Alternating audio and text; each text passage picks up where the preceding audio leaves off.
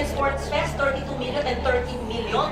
Habang ang dami-dami nangangailangan ng healthcare. Kung tignan ninyo, kaya pinawi ng Department of Finance yung ilang reserve na naman doon na naiwan dahil hindi nagamit doon ng ilang taon. Bakit zero subsidy ang PhilHealth sa 2025? Halika, ating pag-usapan ang kwentong ikagugulat mo na hindi alam ng maraming Pilipino. Gusto mo bang malaman kung bakit nila biglang nag-zero budget ang PhilHealth sa 2025? Isang kontrobersya na puno ng intriga, diskarte at korupsyon? Oo, tama ang narinig mo. Pero teka, huwag kang bibitaw dahil baka matuklasan mo ang hindi mo inaasahan sa dulo ng kwento. At ano ang nasa likod ng pag-iisip ng ating Pangulo? At paano natuklasan ng isang matalinong senador na walang iba kundi si Senator Loren Legarda, ang isang alingas-ngas na hindi alam ng karamihan. Pero bago ang lahat ng yan, may pasabog ako sa inyo dahil ang Great Controversy na isa sa pinaka-best-selling na libro ngayon patungkol sa propesiya sa Biblia ay halos 40% off. Mabibili mo ito sa halagang 497 pesos na lang. Kung interesado ka kaibigan, i-click mo sa description sa baba at mabubuksan ang iyong mga mata sa mas malinaw na pangitain sa iyong hinaharap. Tayo'y magpatuloy.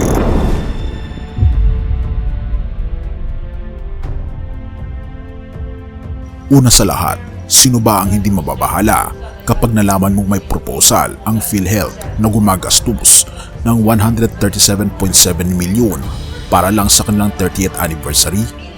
Gala Night, Sport Fest at kung ano-ano pang pang-giveaways tulad ng payong na aabot sa 7.9 milyon ang halaga. Hindi ba't nakakagulat na ang perang dapat para sa kalusugan ng masa ay tila ipinagkakatiwala sa maling kamay? Pero ito ang nakakaintriga. Sino nga ba ang mastermind ng planong ito? Dito na pumasok si Senador Loren Legarda, isang leader na hindi natatakot magtanong.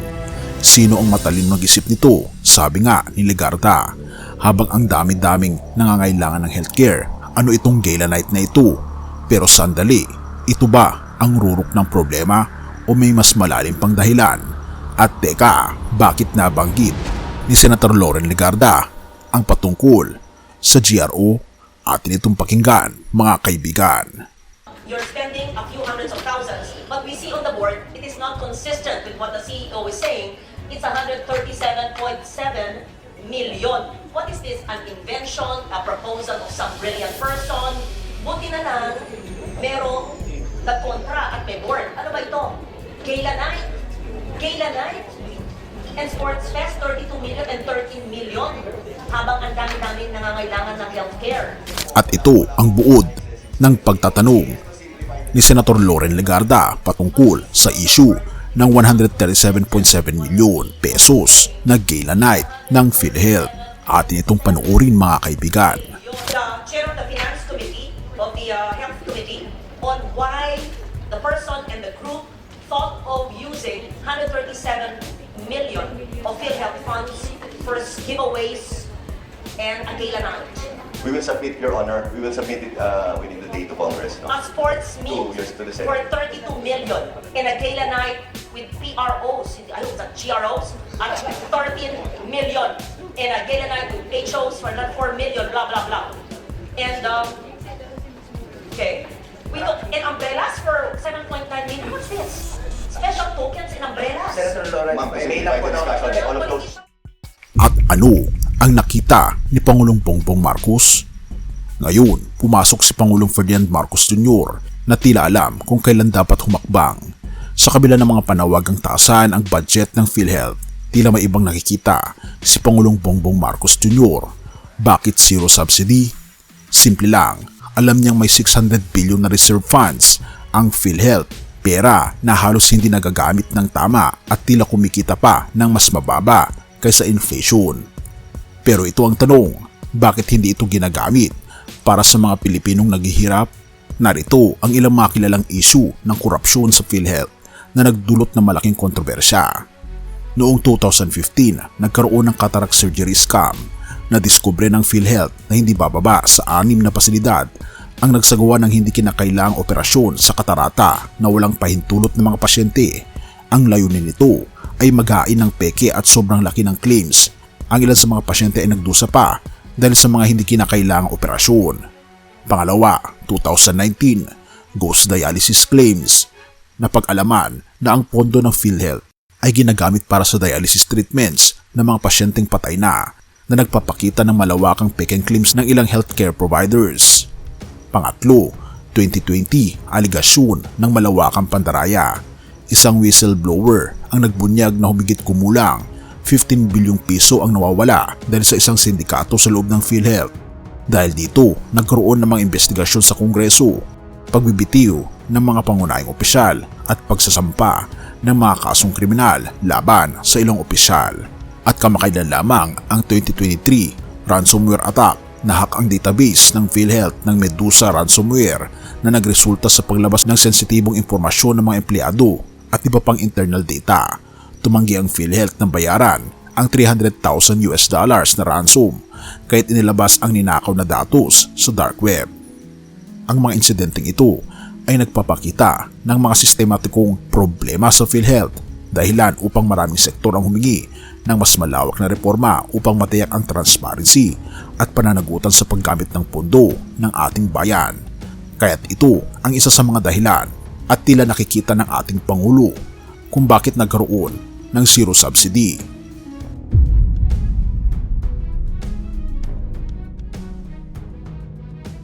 Ang zero subsidy ay hindi tanda ng pagpapabaya, pero isang matapang na hakbang para siguraduhin ang pera ng taong bayan ay nagagamit ng tama. Ang ating Pangulong Bongbong Marcos Jr. mismo ang nagsabi, whether there is subsidy or no subsidy, PhilHealth services will not be cut down. Pero ito pa ang mas nakakakilabot, tila alam ng Pangulo na may mga elementong hindi mapagkakatiwalaan sa loob ng PhilHealth. At para maintindihan natin ang sinasabi ng ating Pangulo, ating pakinggan at panoorin ang eksplanasyon ng ating Pangulong Bongbong Marcos Jr. kung bakit may zero subsidy sa PhilHealth. Kung tignan ninyo, kaya binawi ng Department of Finance yung ilang reserve na naman doon na naiwan dahil hindi nagamit yun ng ilang taon. In other words, the PhilHealth has sufficient budget to do all of the things that they want to do.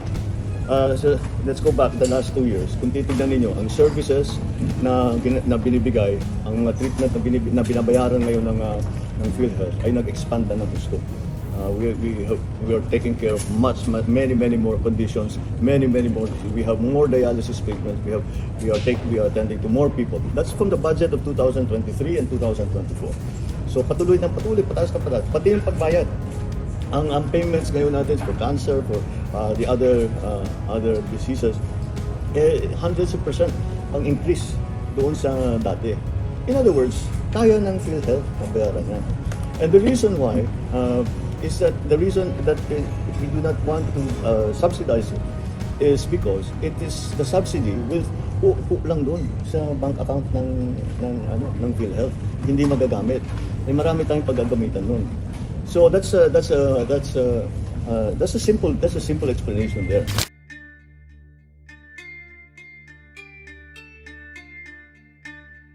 Ang pagbagsak ng 137.7 milyon na proposal ay hindi aksidente, mga kaibigan. Tila ang galaw ni Senator Legarda at Pangulong Bongbong Marcos Jr. ay nagpapakita ng mas malalim na issue sa PhilHealth, isang kultura ng korupsyon na unti-unting natutuklasan. Ang tanong, paano ito haharapin ng ahensya?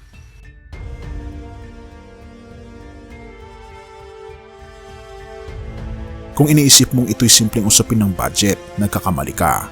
Ang zero subsidy ay isang deklarasyon. Hindi na tayo papayag na ang PhilHealth ay maging kasangkapan ng korupsyon. Ito rin ay isang mensahe sa lahat ng mga ahensya ng gobyerno. Panahon na para maging tapat sa taong bayan. Pero ang tunay na tanong ay para sa iyo. Ano ang masasabi mo sa tapang ni Senator Legarda at Pangulong Bongbong Marcos Jr. at talino kung paano nila nakita ang mga problemang ito at masusolusyonan na hindi naapektuhan ang taong bayan? Sa susunod na isipin mo ang zero subsidy, maalala mo ba na ito ay hindi kawalan ng suporta, kundi isang paraan para masigurong ang bawat sentimo ay napupunta sa nararapat? Ano sa tingin mo, mga kaibigan? ang komento mo patungkol sa content na ito. I-comment mo naman sa ibaba upang malaman ko rin ang iyong kuro-kuro. Santiago 4 verse 17. Kaya't kung ang sino man ay marunong gumawa ng mabuti ay hindi niya ito ginagawa, ito'y kasalanan para sa kanya. Ang talatang ito ay isang paalala sa ating lahat na ang paggawa ng tama, lalo na sa pamamahala ng yaman at tiwala ng bayan, ay mahalaga sa harap ng ating Panginoong Diyos. Ang mga lider tulad ng ating Pangulo at ni Senator Legarda ay nagpapakita ng lakas ng loob upang harapin ang korupsyon at tiyakin na ang tamang paggamit ng pondo ay para sa kapakanan ng mga nangangailangan.